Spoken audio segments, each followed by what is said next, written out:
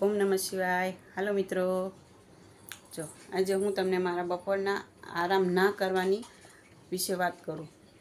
જો બપોરે ઘનશ્યામ 2 વાગે સામાન લઈને આવ્યા। અમે બંને જણાએ ખાધું। 2:30 વાગે જમી વમીની વાસણ ધોઈને હું નવરી થઈ ગઈ એટલે ઘનશ્યામ કીધું કે તું આજે મારી જોડે 1 કલાક આરામ કરી લે। તો મેં એને એમ કીધું કે હું તમારી યારે 1 કલાક આરામ કરું તો મારે 150 રૂપિયાનો વકરો જતો રહે, તો હું આરામ કરવાની નથી। એટલે એણે મને એમ નથી કીધું કે તું વકરો આજે અલગ રાખીને મને બતાવજે, પણ મેં આજે આરામ કરવાનો એટલે એણે મને સમય આપ્યો એટલો વકરો મેં અલગ રાખ્યો છે। ચાલો હું તમને એ વકરો ગણીને બતાવું કેટલો મેં એટલામાં વકરો કર્યો છે।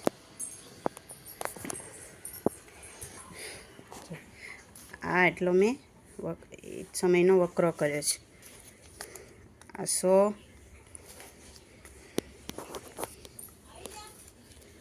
10, 20, આ 20, 40, 60, 80 ને આ 20નો સિક્કો છે એટલે આ 200, અને આમાંથી મારે 50 રૂપિયા જમા છે એટલે આ 150, 200, 300 ને 350 આટલો વકરો થયો છે મારે આટલા સમયમાં। જો અત્યારે કેટલા વાગ્યા? 3:30, 2:30 વાગ્યાની વાત હતી, પોણો કલાક જેવું થયું।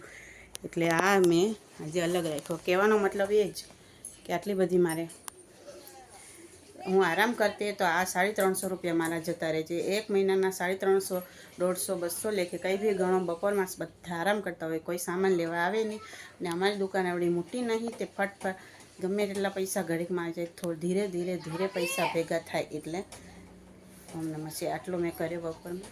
ઓમ નમઃ શિવાય।